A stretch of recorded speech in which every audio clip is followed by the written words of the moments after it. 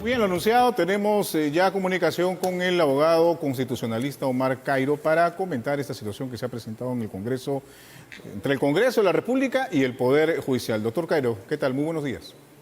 Buenos días. Muy bien, iniciando esta entrevista, preguntándole su opinión o qué visión tiene usted respecto a la afirmación del Congreso que señala que con esta decisión del Poder Judicial del Tercer Juzgado Constitucional Transitorio de Lima se ha vulnerado la autonomía del Congreso. ¿Es así realmente? ¿Se ha vulnerado los fueros parlamentarios con esta decisión frente al proceso de elección de los miembros próximos del Tribunal Constitucional?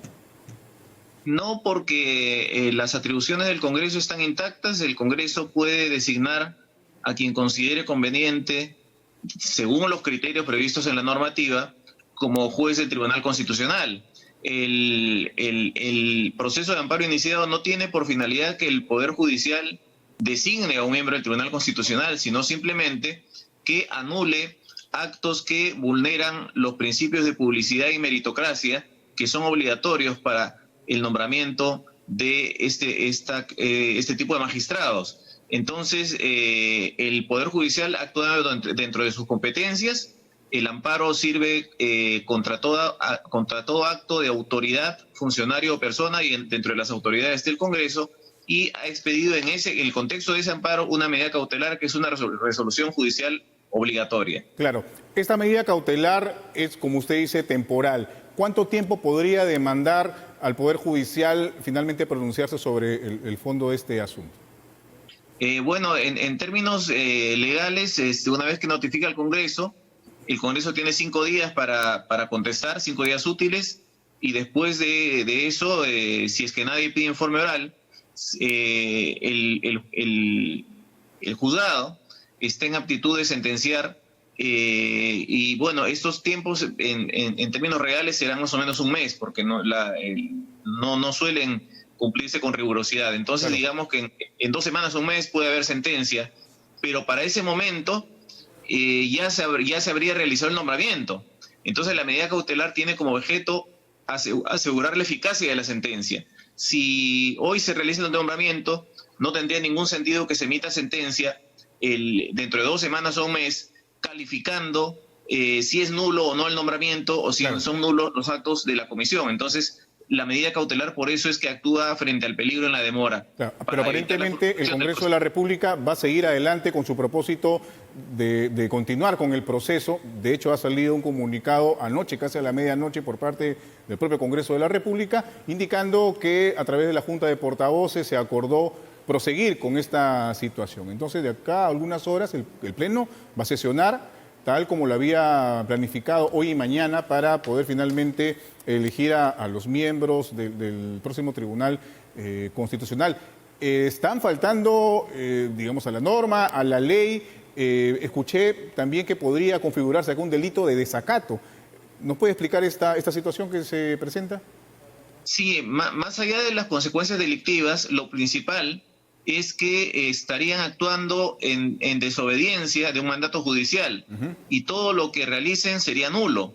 Es decir, el nombramiento que realicen hoy y mañana de los eventuales magistrados no tendría valor jurídico, de tal manera que cuando ellos acudan al Tribunal Constitucional, el Tribunal Constitucional no deberá juramentarlos. Se va a producir una situación parecida a la que ocurrió en septiembre de 2019 con el nombramiento de un magistrado luego del rechazo de la cuestión de confianza, que fue al tribunal a que lo juramenten. El tribunal le dijo que no podía hacerlo, porque ese nombramiento no era válido. Claro, ¿y cómo funciona este procedimiento? Porque en el supuesto de que finalmente el Congreso logre elegir a algunos miembros o a todos los miembros, que son 6 de 7 del Tribunal Constitucional, continúe con este propósito. La resolución de esta elección tiene que salir publicada en el Diario del Peruano, y esto significaría que digamos, en la práctica se debe ejecutar, ¿o cómo funciona esto?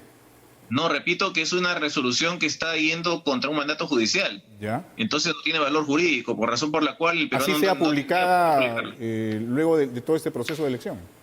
No, lo que ocurre es que tengo la impresión de que el peruano no tendría que publicarla. Ah, ok. El peruano tiene conocimiento de que hay un mandato judicial de no realizar estas decisiones. No le corresponde publicar una resolución expedida en esas sesiones que han sido proscritas por el Poder Judicial.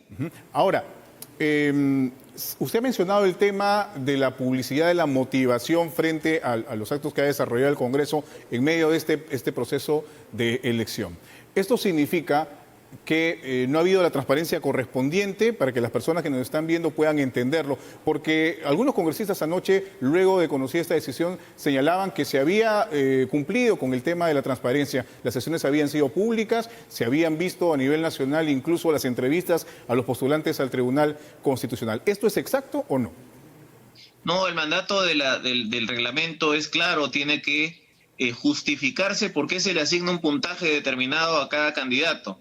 Se han visto las entrevistas, pero no se ha visto por qué un entrevistado está en primer lugar y otro en quinto y otro en cuarto. Entonces, ¿esto ha tenido que ser acreditado en la página web del Congreso? ¿Así funciona este proceso?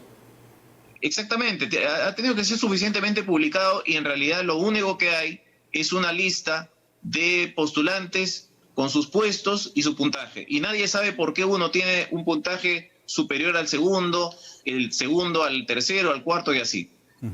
¿Qué le parece a usted que la Oficina de Control de la Magistratura, la OCMA, haya anunciado abrir una investigación en contra de la doctora Soledad Blásido, que es la juez del tercer juzgado constitucional transitorio de Lima? ¿Le parece una decisión correcta de la OCMA? Los órganos de control, los órganos disciplinarios del Poder Judicial están facultados para iniciar investigaciones. Yo no vislumbro que haya ninguna falta, pero si lo consideran probable, los órganos de control tienen toda la atribución de actuar. Ahora, se ha mencionado o se ha planteado un argumento que de pronto usted no los podría aclarar en medio de esta situación de discusión que se ha presentado entre el Poder Judicial y el Congreso. Se ha cuestionado, por ejemplo, esta resolución del Juzgado Constitucional respecto a la suspensión de un proceso en fuero parlamentario.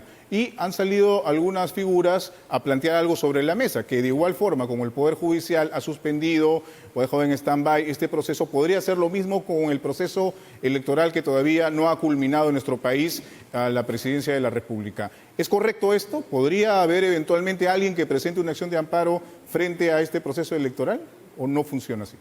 No, porque sobre el amparo contra actos del Jurado Nacional de Elecciones, el tribunal se ha pronunciado específicamente estableciendo que el amparo no paraliza el proceso electoral, de tal manera que, contrariamente a lo que pasa con un amparo contra el Congreso, el tribunal específicamente ha dicho que el proceso electoral sigue y si transcurren las etapas, se proclama, se entregan credenciales, juramenta, y el amparo no ha terminado, pues el agravio que denunció el que demandó el amparo se convertirá en irreparable y solamente el tribunal o el juez constitucional determinará las responsabilidades. Pero la proclamación, la entrega de credenciales y la juramentación tienen pleno valor, no son afectados por la sentencia posterior y no proceden cautelares porque no procede la suspensión del proceso electoral. Eso para el caso del Jurado Nacional de Elecciones está expresamente establecido por el Tribunal Constitucional.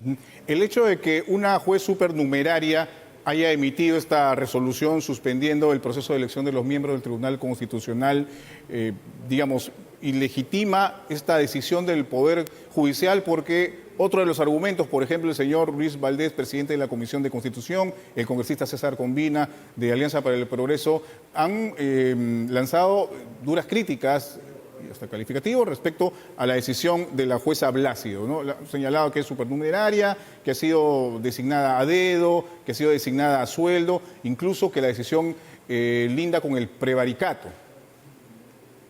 Un juez supernumerario tiene exactamente las facultades que otro juez.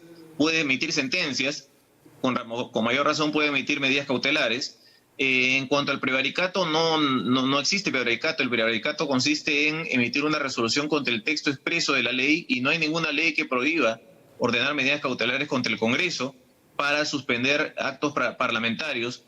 Más aún, existe la posibilidad prevista en el Código Procesal Constitucional en el artículo 10 de que se ordene medidas cautelares suspendiendo leyes, que son actos de una jerarquía normativa superior a los actos administrativos, que son estos de la comisión de selección o la convocatoria a las sesiones de hoy y mañana. Entonces, no hay ningún texto expreso y claro que prohíba hacer lo que ha hecho la jueza en este caso. Muy bien, doctor Cairo, muchísimas gracias.